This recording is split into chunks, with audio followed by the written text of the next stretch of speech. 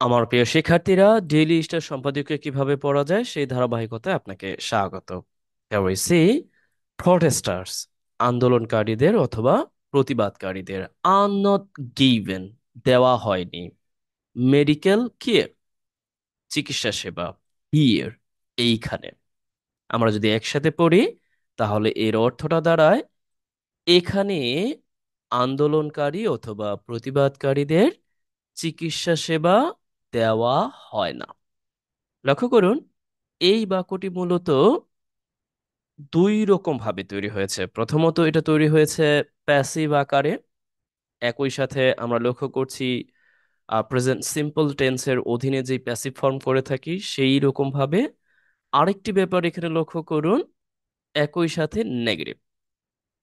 আর সবচেয়ে চমকপ্রদ ব্যাপার হচ্ছে এই একটি অবজেক্ট, আবারও এই একটি অবজেক্ট। এখন বলতে পারেন কিভাবে? আমি এইটা ভেঙে দিব না। আমরা কিন্তু বরাবরের ন্যায় জানি যে আমরা বাক্যের অবজেক্ট সাধারণত কিভাবে বের করে থাকি। ভার্বকে যখন আমরা কি বা কাকে দ্বারা প্রশ্ন করি তখনই আমরা অবজেক্ট পাই। সেই অর্থে যদি বলি দেওয়া হয় না, কি দেওয়া হয় না? Medical treatment or care, that means চিকিৎসা সেবা, তার মানে এটা একটা অবজেক্ট। যদি বলি কাকে দেওয়া হয় না, তাহলে উত্তরটি পাবো যারা প্রতিবাদকারী তাদেরকে দেওয়া হয় না, তার মানে এটাও একটা অবজেক্ট। তাহলে আমি যদি এই পর্যায়ে আপনাদেরকে জিজ্ঞাসা করি, এই বাক্যটি যদি আপনাকে অ্যাক্টিভে লিখতে বলা হয়, তার মানে আপনি এই বাক্যটি অ্যাক্টিভে লিখে দিবেন যদি অবগত থাকেন, আর নতুবা আপনি কমেন্টস অবগত করতে পারেন। জি, আমরা আমাদের মূল আলোচনায় যেতে পারি।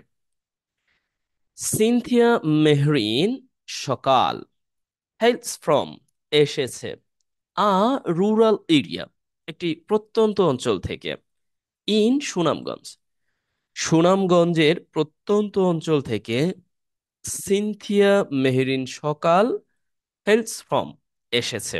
এখন আপনাদের অনেকের কাছে একটু খটকা লেগে যেতে পারে, হেলস ফ্রম মানে এটা আবার কি? হ্যাঁ, এটা অনেকাংশেই আমাদের পরিচিত একটি ভার্বের অল্টারনেটিভ হিসেবে ব্যবহার হয়েছে। আমি ওইটা বলবো না, তা আপনি কমেন্ট অবগত করবেন যে হেলস ফ্রম এর জায়গায় আমরা অন্য কি বসাতে পারতাম, একই অর্থ দিত। একসাথে যদি আমরা অর্থটা দেখার চেষ্টা করি, এইরকম পাই যে এই সিনথিয়া মেহেরিন সকাল সুনামগঞ্জের একটি প্রত্যন্ত অঞ্চল থেকে এসেছে। তার মানে এই অংশটুকুর অর্থ হয় এসেছে। আশা করছি বুঝতে পেরেছেন।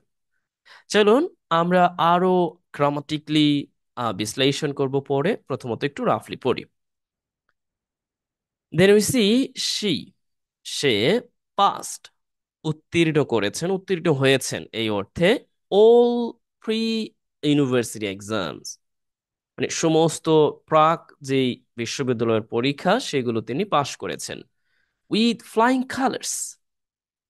এটা এখানে একটি চমৎকার ব্যাপার আছে, এই পাস্ট উইথ ফ্লাইং কালার্স একসাথে দারুণ ভাবে অর্থ প্রদান করে। আমরা যদি লক্ষ্য করি ঠিক এই রকম ভাবে যে কৃতিত্বের সাথে উত্তীর্ণ হয়েছিলেন। এরপরে এই মাঝে আবার কি দিয়েছে, যেটা তিনি উত্তীর্ণ হয়েছিলেন সেটা এখানে বসিয়ে দেওয়া হয়েছে, যে ওয়াল থ্রি ইউনিভার্সিটি এক্সামস, সমস্ত যেই ইউনিভার্সিটি এক্সাম, প্রাক ইউনিভার্সিটি এক্সাম, সেগুলোতে তিনি উত্তীর্ণ হয়েছেন। তার মানে একসাথে আপনি কিন্তু চাইলেই ব্যবহার করতে পারেন কৃতিত্বের সাথে উত্তীর্ণ, with flying colours, that means কৃতিত্বের সাথে, আর উত্তীর্ণ পাস্ট। ওকে, অ্যান্ড বিগন মেজরিং, এবং তিনি মূলত পড়াশোনা শুরু করেছিলেন মেজর সাবজেক্ট হিসেবে ক্রিমিনোলজি নিয়ে। বুঝতে পারছেন? এখন বলতে পারেন এইটা আবার কেমন?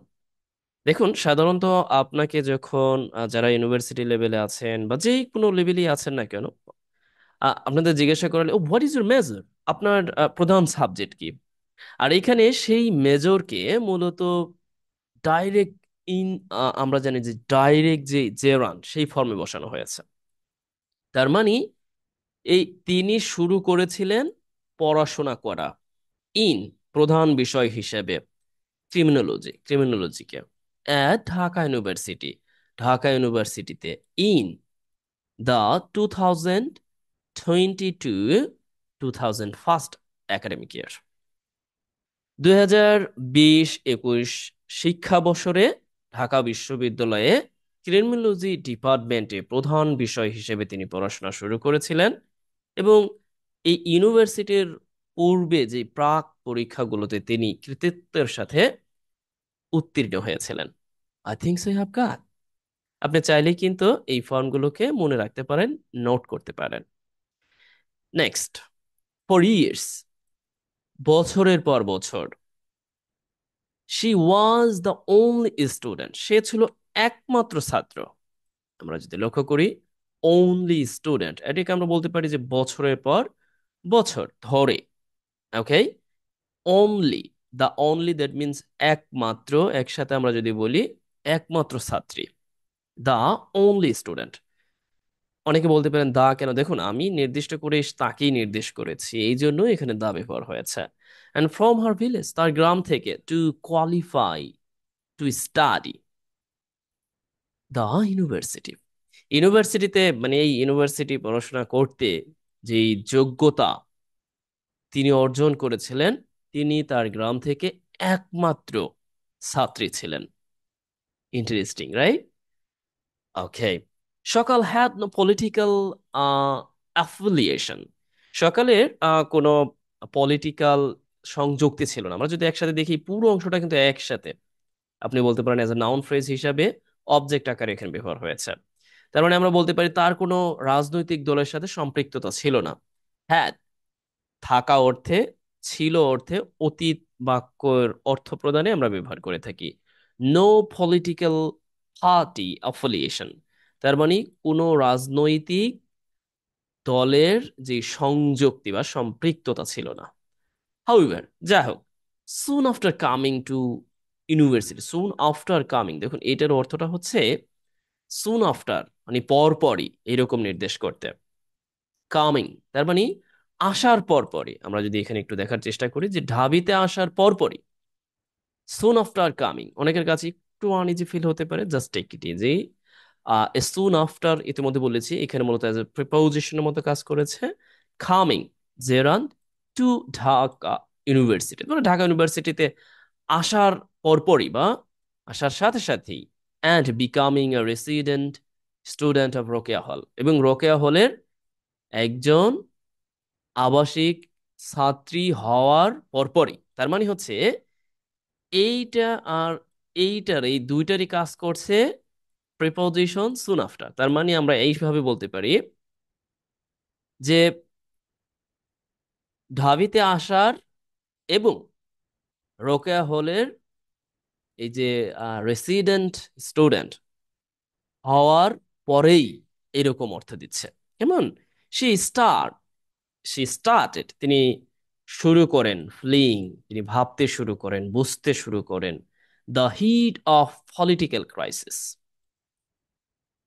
তিনি ভাবতে শুরু করেন, বুঝতে শুরু করেন যে রাজনৈতিক সংকটের যেই তাপ, উত্তাপ, তিনি তা ভাবতে শুরু করেন। ইন্টারেস্টিং? মোটেও ইন্টারেস্টিং না। একজন স্টুডেন্ট যখন ইউনিভার্সিটিতে প্রথমেই উঠে, লাইক মি, তখন তার অবস্থা কতটা খারাপ হতে পারে পলিটিক্যাল সিচুয়েশনে, এটা আমার চেয়ে, আমার মনে হয়, ও, আমার সমপর্যায়ের যারা আছে, আমরা একসাথে ছিলাম, সবাই উপলব্ধি করেছিলাম। এই দুর্বিষহ জীবনের কথা যদি বই আকারে বা কোনোভাবে আপনাদের সামনে উপস্থাপন করা যায়, আপনারা বলতে পারেন বা বলতেও পারেন যে এটা মনে হয় অতিরিক্ত। মোটেও অতিরিক্ত না, অত্যন্ত হৃদয় বিদারক।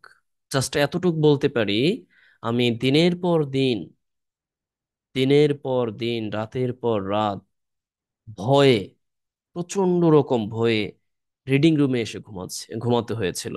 সকালবেলা উঠে দেখতাম যে বড় ভাইরা আমার পাশে এসে মানে পাশে পড়তেছে। 10টা 9টা বাজে উঠতাম, কারণ হচ্ছে অনেক রাত্রিবেলা ঘুমাতে হতো, 3টা 4টা বাজে বের করে দিত। পরে আবারও কোথাও শোয়ার জায়গা নেই, ওখানে গিয়ে শুয়ে পড়তাম। যাই হোক, আমিও এই স্টোরিতে আরেকদিন যাব। And she started feeling, তিনি ভাবতে শুরু করে, and heat of the political crisis, political ক্রাইসিসের যেই তাপ, তিনি তা অনুভব করতে শুরু করে। দ্যাট ক্রিপ্ট, যেটা গ্রাস করেছিল বাংলাদেশকে, অ্যান্ড ইটস ইউনিভার্সিটিস, এবং তার যে ইউনিভার্সিটি, মানে এই ইউনিভার্সিটিকে গ্রাস করেছিল। নো সরি, এই বাংলাদেশ এবং বাংলাদেশের যত ইউনিভার্সিটি আছে সবগুলোকে গ্রাস করেছিল ডিউরিং শেখ হাসিনাস মিসরুলড, শেখ হাসিনার দুঃশাসনের সময়। আমরা একটু দেখার চেষ্টা করি এই যে যে তিনি মূলত হলেন, রোকেয়া হলের আবাসিক ছাত্রী হওয়ার পর তিনি এই যে যে উত্তাপ, রাজনৈতিক ক্রাইসিসের যে উত্তাপ তিনি তা অনুভব করলেন। রাইট, আপনাদের সুবিধার জন্য লিখে দিচ্ছি। অ্যান্ড যেইটা মূলত এই রাজনৈতিক যেই সংকটের তীব্রতা একই সাথে, এবং এই যে যে তীব্রতা যেটা কি করেছিল, এই একেবারে গ্রাস করা অর্থে গ্রিপ ব্যবহার করতে পারি, গ্রাস করেছিল বাংলাদেশকে এবং বাংলাদেশের ইউনিভার্সিটিস গুলোকে ডিউরিং শেখ হাসিনা's রুল। রাইট, ওকে, শেখ হাসিনার দুঃশাসনের সময়। আপনি চাইলে এখান থেকে যেটাকে নোট করতে পারেন, সবচেয়ে গুরুত্বপূর্ণ, গ্রেভ। ওকে, এটাকে নোট করে আপনার প্রয়োজনে ব্যবহার করতে পারেন। At the same time you can use also misrule. Right, আপনি চাইলে এটাকে কমেন্টে অবগত করতে পারেন যে আপনি নতুন জেনেছেন। ওকে, ইন ইউনিভার্সিটি ডরমেটরিজ মেইন হল। ওকে, এই ডরমেটরিজ ইউনিভার্সিটি যে হলগুলো, স্টুডেন্টস ওয়ার ফোর্স, স্টুডেন্টদেরকে বাধ্য করা হতো। এখানে কিন্তু প্যাসিভ ফর্মে আছে। ওকে, স্টুডেন্টদের এইখানে আমরা বলতে পারি বাধ্য করা হতো, টু ইনডিউর, সহ্য করতে। Please take note. ওকে, এই ইনডিউর আপনি কিন্তু সহ্য করা অর্থে অনেক অনেক বেশি একাডেমিক ওয়ার্ড হিসেবে ব্যবহার করতে পারেন। সহ্য করতে হতো, সহ্য করে যেতে হতো ছাত্রলীগ মিসট্রিটমেন্ট, ছাত্রলীগের যে দুর্ব্যবহার, এই দুর্ব্যবহারের মধ্য দিয়ে যেতে তাদেরকে বাধ্য করা হতো। Yes, I was also one of them. One of them means victims. Okay, here we see endure, মধ্য দিয়ে যাওয়া, এবং এই যে যে ছাত্রলীগস মিসট্রিটমেন্ট, এই ছাত্রলীগের দুর্ব্যবহারের মধ্য দিয়ে যেতে এই স্টুডেন্টদেরকে বাধ্য করা হতো। I think so, have got. Next we see predicaments, দুষ মানে দুর্দশা, হতাশা, নির্যাতন, জ্বালাতন of resident female student were much more, much worse. Okay, sorry to say extremely sorry here. I have made a mistake.